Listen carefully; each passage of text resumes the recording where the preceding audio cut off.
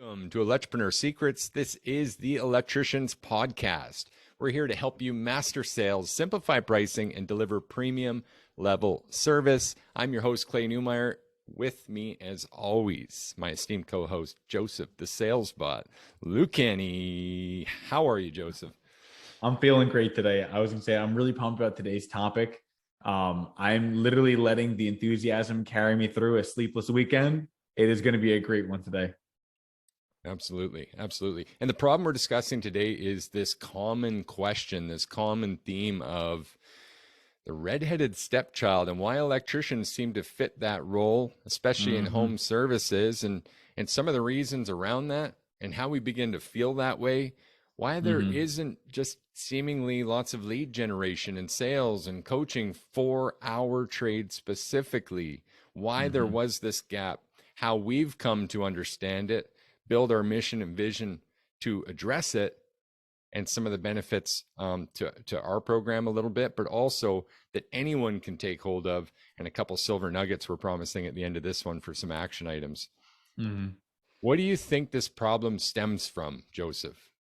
There is so much connected to this particular problem. So I'm going to chip away at some of the main root causes, but it's a plethora of things.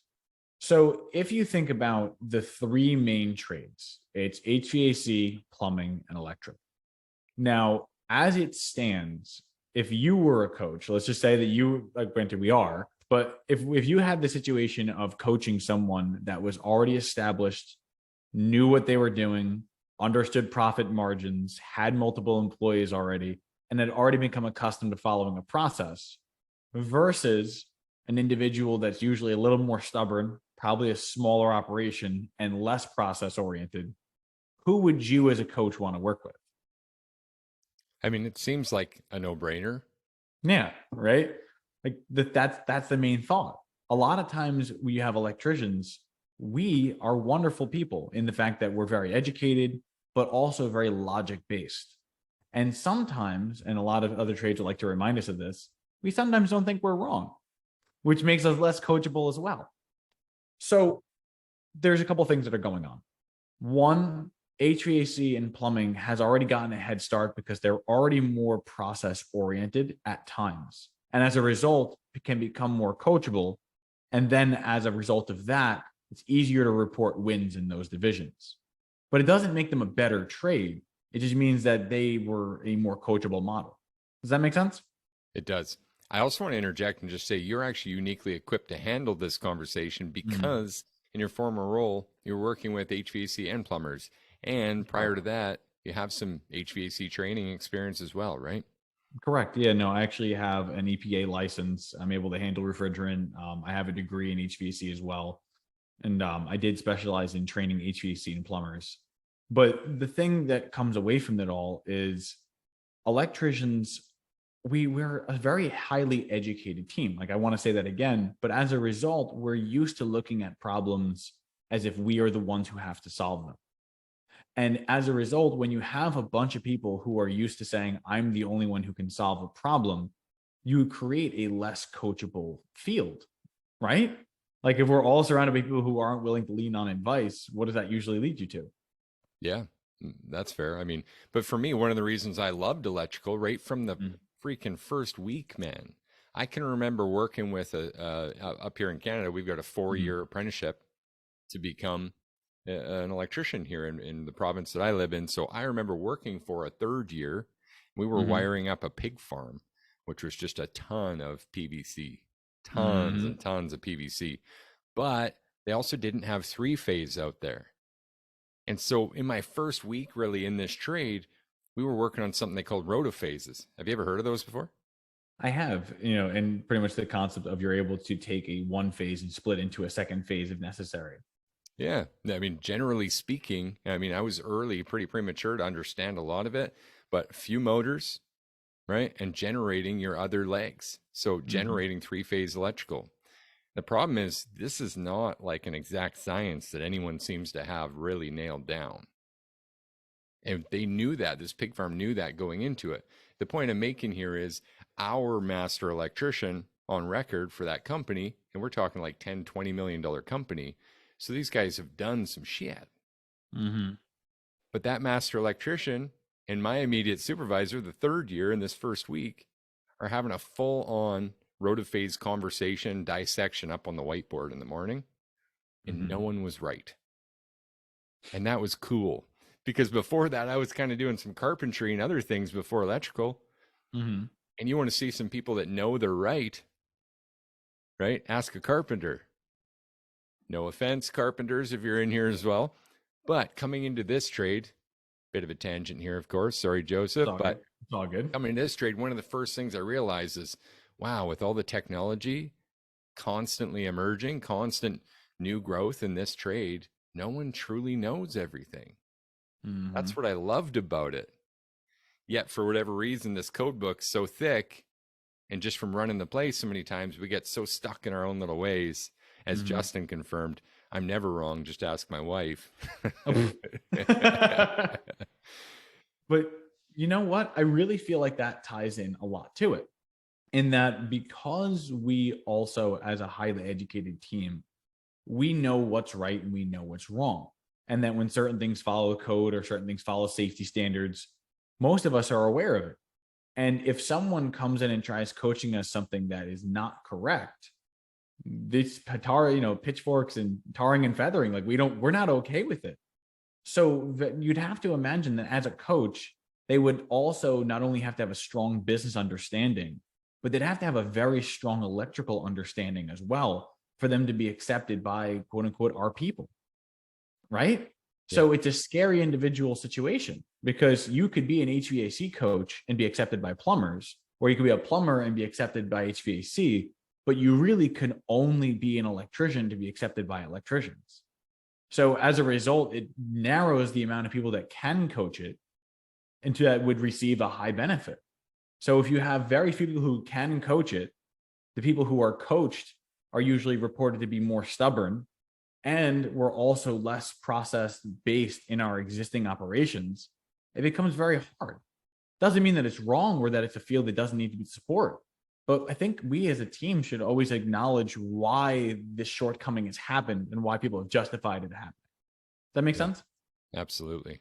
Yeah. Again, I mean, we're here discussing this because we're still seeing that question asked in various groups. Why am I feeling like I can't get the support I need specific to electricians?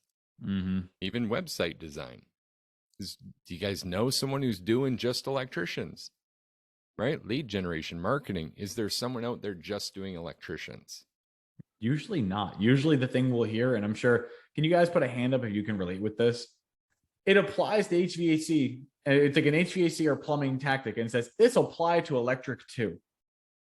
And that's the biggest thing. I always feel like it's a big slap in the face. It applies to electric too. It's like, yeah, it does. But a lot of times we need specialized advice. We need things of like, hey, I know exactly what kind of margins you're working with. I know the kind of jobs you're doing. This is specialized advice for you from someone who's actually had done it before. I feel like that would be received way easier or way better than someone who hadn't. Definitely. I agree 100%. Because at some point, you're going to hit that language barrier too. Mm-hmm. And the reality is, I mean, let's dig into some of the roots of this stuff. How long did you yourself seek the very thing that we teach now, that we train now Mm-hmm. at Service Yes. Loop Electrical? How long did you seek that in your business? So I started looking into coaching right around 2011. And I spent about 7 to 8 years learning through any kind of trainer that I could find. Whether it was, I mean, one thing in particular, I remember Jack Canfield's 7 Secrets of Superstar Techs was a CD that I kept on loop on a regular basis. I worked with other best practice HVAC plumbing groups. I even ended up coaching at some of them. And it's just, it worked. I mean, the concepts can work, but it's almost like taking something from a foreign language and putting it through Google Translate. Yeah. It'll come through enough, but it's not quite there. And it requires a more expert opinion to translate it fully to us. It still took you approximately 7 years to get it to the point at which we train it now. Yeah. And Really, that's the thing. and some. Yeah, Maybe a that's the decade. thing. Yeah. So, I mean, I was running my business for about full 10 years. And the thing is it didn't click immediately. There was a lot of trial and error. And there was a lot like Like take of argument, the club membership. The reason I designed the club membership was I was listening on meetings and there were all these HVAC contractors. I was in one of the best practice groups. And they're all talking about how their club memberships were so good and how they were preventing their slow seasons. And I paused and I remember raising my hand and saying, do electricians have club memberships? And it was like, well, they can. I was like, well, what would we offer? And it was like, well, I don't really know. What do you maintain? You can do generators. I'm like, well, what if we don't do generators? And that's how we came up with the club membership agreement. Because I was like, there's got to be something we can do. There's got to be some core principles. And eventually I found one that stuck and it really, really helped in my team. Yeah. And Josh chiming in on the Facebook page. Guys, if you're listening to this on the podcast and you're not on our Facebook community getting VIP access, exclusive access 5 days a week to this live, please join us there on Facebook. But Josh says HVAC doesn't have to cover the broad spectrum that we do. It's easier to teach. Exactly what I was saying earlier, where it's like you need to have someone who understands it and has physically done it because you can't explain it otherwise. I mean, like, let's say, sake of argument, I were to go and say, well, what do we do when we have your tripped countertop, outlet? How do you create options for that? If I didn't know it as anything other than an electrical system, I wouldn't have anything. But by someone who's done it, I can say, all right, well, why aren't we localizing? Why aren't we tracing the circuit? Why aren't we making sure there's two circuits? Why aren't we offering backlets or quads? Why aren't we doing surge protected for the fridge? Like there's so much you can do once you know it. But if you don't know it, you can't teach it. And therefore we become once again an unteachable trade. And right there, I want to insert just a little congratulations to one of our entrepreneurs, Rebecca, Girl Power Electric, had a win last week where she saw a 10x from just offering options similar to what you're saying. I believe it was a broken light fixture or a fan. There was something. I believe it was a fluorescent light fixture. And what ended up happening was she had a fixture that she started off and it was only one. And she said, you know what? I don't expect the customer to take this top option. I'm going to offer them the absolute finest of what money could possibly provide. I'm going to white glove service the whole way. And the top option was something like 4,700. Her bottom option was 475.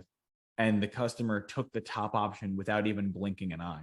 And he was like, that's the one that I want. I want someone who's going to do everything for me. Just that's it. Didn't even want to hear about the cheaper options. I love that literally story. 10x growth. I love sharing those wins, but also I want to point out, insert that right here where it belongs, is that she said at one point it seemed like there was price doubt as well. That he did challenge her price and still took her top option. So incredible work, Rebecca. Keep it going. And it's just fantastic to hear and share. But right there just seemed to fit as you're talking about options. And that's a lot of the tripping point, isn't it? That's what Josh is speaking to. That's what we're saying, okay, there's a lot more to train here. Exactly. Like even if someone comes by and says, Joe, how do we sell more generators? Like that's a common thing because anyone who goes from HVAC to electric, HVAC is primarily moved on equipment. I mean, there's a ton of service. I'm not trying to speak out of turn. I'm saying there are definitely service calls and things like that. But if you were to say equipment to equipment and you're not in generators, panels are the heavy hitting things, or Tesla chargers or solar. Like those are the heavy equipments. HVAC, you can offer this consistent parts that need to be changed. And there's significant equipment that requires frequent maintenance. We don't always have that. So as a result, you're in a situation where it doesn't always translate. But if you were going to ask me, well, Joe, I want to start selling generators because that's the close equipment I can do. Wouldn't it make sense that the person training you would have to have done generators? Yeah. So as a result, once again, our pool of acceptable coaches becomes less and less and less. Definitely. Well, that's tricky. That's tricky. I know that me personally, I only know a few actual current master electricians outside of us that are in our training space at all. But there seems to be this common thread still that no one really wants to commit to it. Even on one of our common, an engagement I had with one of our listeners, they were saying that they reached out to one of the big other companies. I don't want to say names or anything like that here. That's not what this is about. But literally asked, hey, are you going to create an electrical division? He said, no, electricians are a pain in the butt and the tickets are too small. Literally Mhm. messaged him back and said that. I was floored. At the same time, I'm like, okay, thank you. I guess we're still the only ones that do this. But how disrespectful to someone that essentially a paying client who had attended Yeah. their seminars, etc. Yeah. It's a rough situation to think about because it's almost like, yes, our tickets are small when we're untrained, but it doesn't mean that our service is any less essential. Electricity still is required to power this world. And as a result, we're going to need people who are offering service at a higher level to dominate that space. The race to the bottom is already there. That's mass quantities of graves. We want to operate above that board and say, how can we get all of our clients to that apex level where we're all offering white glove service? And you can't offer white glove service unless you can train on that level of service and speak to it from a personal standpoint. Yeah, very good. So we've dealt with some of the contrast here. How are some of Mm-hmm. the solutions that we're providing, in your opinion, at this point, Mm-hmm. different than others that you've seen, heard of, or know of? So, kind of like what we were talking about previously, where we would say, I guess there's two different avenues. The first is when someone asks us, "How do you do this?" Like, how do I come up with options for generators? Right? Well, we're constantly researching the material. We're always looking at new and upcoming technologies. And being that we're actually electricians, we've worked with a lot of these technologies. So we can say either this has worked with us, I've had success with this is what I've heard has been good. So we're able to speak to it from that particular perspective. And someone who's created options in the field will know what some customers will accept and what some customers will not. So we know now also how to formulate. And the In options piece addition, is a lot of fun. I just got to say, oh, even oh last yeah. week in our Q&A call with it on the inside, one of our clients, Jason, had mentioned, well, I got Doc and I got Doc Power and I'm coming up with Mhm. options. And it seemed like we're scratching for six, maybe for about 7 or 8 seconds. And then all of a sudden we had 21 options or so Yep. laid out. I mean, we Uh, just have a fun at those little option parties inside. yeah, because really, when you're making options, it comes down to how is my knowledge of electrical systems and code and safety standards going to translate into this customer having a better experience and a better life of me being here? And it's really just why do they want me to do this in the first place? And when you focus on that why, your electrical knowledge will teach you the how.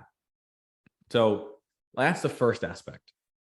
The second is we have run extensive service calls. Like I can say I have run hundreds, if not thousands of calls in my career because I was the number one person doing it for my company for about 10 years. And I can tell you from experience when customers will say certain things, when they won't, what they'll allow, how a typical call is going to flow. So when I train people on the process, I'm teaching you things exactly as I did them.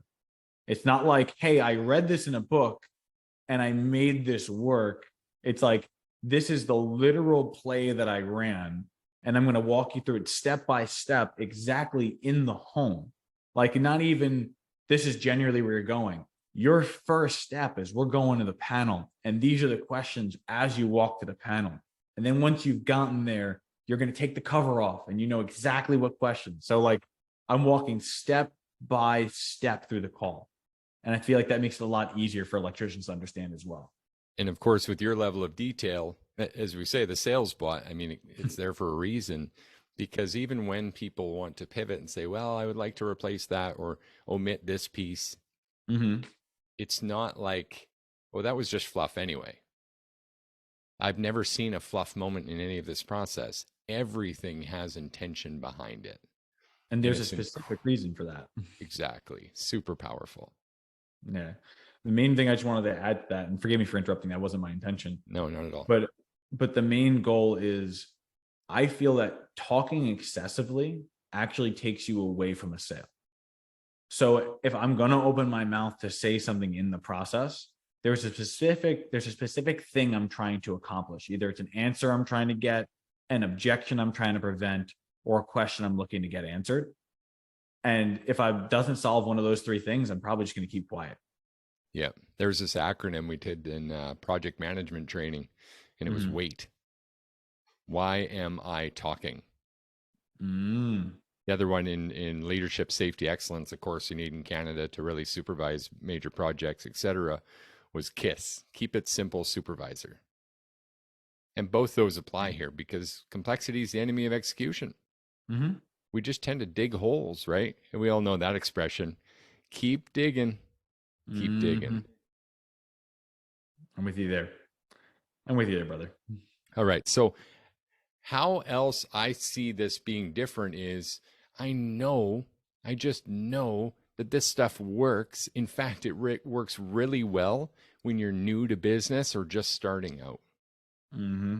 I would agree with that We've completely. now had people, we've got two clients currently still with us that hired us both in their first and second week of business. One we're super proud of now, going about 9 months in. New van, new wrap, new website. Everything is adding up as planned. Mm-hmm. And in many cases, the new guys have awesome wins because they don't have to unlearn anything. There's no bad habits whatsoever. Oh my God, yeah. It's I incredible. actually, It's a I actually like superpower. to add to that. Yeah, do it, do it, do it. Yeah, I was going to say one of the reasons why I considered myself to be good at this process, or adequate at best, if I like, as I like to say, is I had no idea what an electrician was capable of doing. I was surrounded by HVAC guys, and when we would do the morning huddle at the first company I worked at, it would be like, "What did we do? All right, report your numbers." You have the HVAC department be like, "Well, I sold 2 compressors and 2 condensers. Okay, I'm at 20,000. I did this. I told actually a whole new resystem, reducting. All right, it's 45,000. Hey, electric, what'd you do? Well, I sold 2 panels. What'd you get them for? Well, we're 10,000 for the week. It's like, okay, so you're a quarter of what our next person was supposed to be. I thought the minimum standard was 20,000 per day. I like per week. I thought that was what you're supposed to do. So I was chasing $5,000 a day, thinking that was the bare minimum. Little did I realize, if I was surrounded with other electricians, would I have set my site lower? Very possible. Not trying to insult our trade at all. But if you were told, 10,000 a week was good, then would I have felt so ashamed at 10,000 a week? Yeah. No, it's super important actually. The 4 minute mile, I'm reminded, Mm-hmm. right? Yep. It was thought to be impossible Mm-hmm. until someone did it. They had to push through the belief system that everyone held. Because your belief system set you up much higher, it was easier to push through. I believe that all day, every day. There's a similar anomaly in free diving, which I'm a fan of, and I've been 100 feet below the surface. That's my little personal record on a single Wow. breath. It was about 1:36. Came up, felt like I was dying, but did it. We did it. They used to Scientists used to maintain that if you went below 40 meters, your lungs would collapse from the pressure. Hmm. Until someone challenged that idea. And we just keep going deeper and deeper and deeper. So there's actually an anomaly that happens from our evolution they call blood shift. Your blood shifts around your lungs and protects them from collapsing. The deepest, I believe the world record currently is about 267 meters, Oh my God. which would be around 1,000 feet deep on a single breath. Could you imagine someone being in that kind of situation where they were able to do that? It's You're almost wild. like a dolphin at that point. It's wild. They do that using a weighted sled and then a parachute up, of course. So you can do Mm-hmm. that in 4.5 minutes, 5 minutes kind of thing. But it's directly relative here. So much of what we face is perceived adversity, and it's just what we're stuck in. Mm-hmm. It's just our barrier because you haven't done it before. That's why one of our major principles for getting over some of this stuff, especially when you're starting out, is an act as if. One of the best ways to calm your nerves and go in there knowing you can do this is act as if you've done it 1,000 times. If you actually replay that in your head, that ideal outcome over and over and over, your body can't tell the difference. It's a You can beautiful thing. you can calm your heart rate down and go through it like you have. Yeah, literally, that's literally the way that I first learned how to do a backflip. I just said, "Well, I've seen it done. I know it's doable. I think it works like this. I think I could do it." And then literally just winged it, and that was that. Definitely. Definitely. Okay. So we've talked a bit about how we're solving this. Mm-hmm. Our vision, though, guys, a little bigger. It's a little bigger than where we are today, right? We couldn't have done it with just this in view for us. We're Mhm. acting as if there's already 1,000 of you on the inside because this thing's going international for us. We want Mhm. to help as many electricians as possible get over this complex issue with an industry that doesn't want to train us. That's why we built Service Loop Electrical for electricians by electricians. We want you on the inside. And even if you're not ready to take that step, if you're just listening, then take action on the action items that we assign 5 days a week here. Mhm. Guaranteed, even if you just extract the best nuggets every week, we're here enough for you to see growth. Mhm. And even if you don't want to be on the inside yet, here's how you can contribute. Because by the end of this year, we want to be behind the vans of 25,000 windshields, really, being played in every contractor's van that's an electrician. And it's for good reason because we are the tide that's rising all boats. It's everything we want for this trade is to stop being treated like the redheaded stepchild and to Mhm. start rising and being held with the same respect of electricity itself. I would agree with that. That actually, honestly, it speaks to my heart there because it's almost one of those moments where we're saying we have suffered so much in our careers trying to get the knowledge, right? We've struggled, we've found it, we've gone to other trades, we've done everything we can to learn these skills. But we're doing this and teaching it so that you guys don't have to take 7 years. You can do it in 7 days if you apply yourself. Just the knowledge is already gathered. Just show up to the well and drop your bucket in. The well's there. I love that you said 7 days because it seems that when people hit the ground running, it takes about a Mhm. week to see their first win, Correct. to justify their investment, Mm-hmm. right? Not an expense, an investment. And I believe that, guys, even if it's not with us, I've talked about this before. As we're going through your expenses, looking down your fixed expenses on your P&L, your profit and loss, right beside this line item, professional development and or training, Mm-hmm. what number do you have there? This is super important. This is also how the industry rises, is we all agree that that's the best leverage you have in your business, Mm-hmm.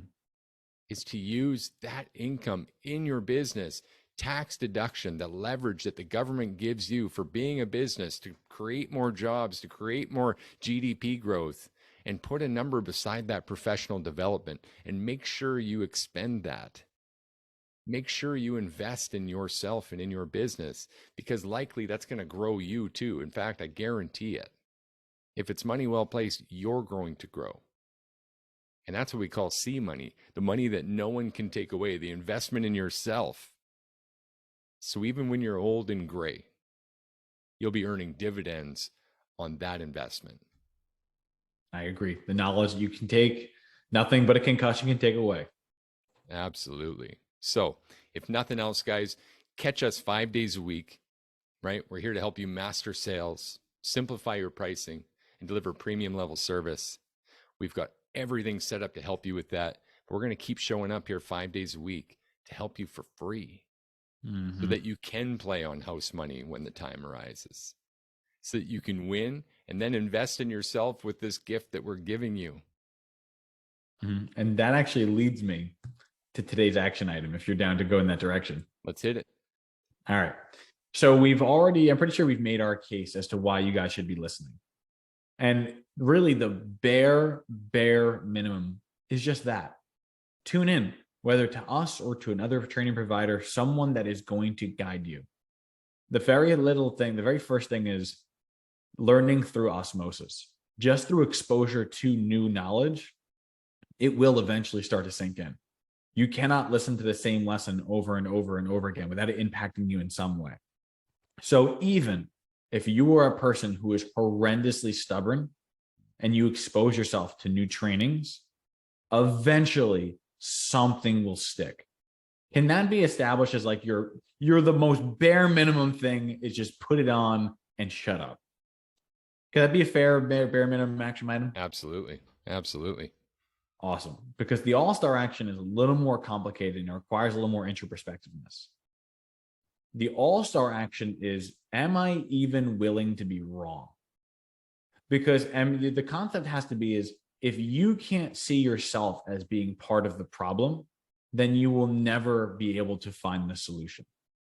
Because a lot of times the things that cause us to trip are rooted in our own belief system, our values, our thoughts, our own flaws, our strengths. All of it's tied up with us. But if we personally will not change and we're constantly taking the plank out of our brother's eye, we're always screwed, because it'll only cap the growth that you're able to take. So if the bare minimum action is put something on and listen to it, the all-star action is listen to it as if your way already isn't perfect. Is that a fair request?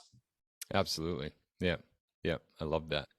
And by the way, just to insert this here, like it's not your electrical training that needs to be, or you would want to build on, really. Mm-hmm. It's the service of others. Service to others is the highest form of distinction. I would agree with that. I want I to would say agree it with that again. 1,000%. Service to others is the highest form of distinction. Look around you, guys and gals. When was the last time you were served at the highest level? Like, really consider, if you look around at the other home service providers, even when you go to the store, look around at how people serve you and take note, right? When's the last 5-star review you left? Where are those high level service providers? How are you experiencing them? And begin to recognize that there's few. Very few people have mastered the experience. And so I say to you again, service to others is the highest form of distinction. Distinction in what? From what? In your market, from your competitors, right? So take all the skills and knowledge you've built so far and add in, invest, double down on this service piece. Follow the all-star action here and the regular action. And guys, to the moon, let's go. This is amazing. I was going to say, it's so true. It really, really is. And Clay, I think you said it perfectly. I got nothing to add to that. All right. So that's it for today, guys. Nice little session to start the week. We'll be back here with you again tomorrow, of course, to help you master sales, simplify your pricing, and deliver premium level service. Cheers again to Rebecca and the big win. Joseph, cheers to you. Thanks for joining me once again. And cheers Always to a everyone pleasure. that joined us on Facebook Live. Cannot wait to see you guys again tomorrow. Take care, brother.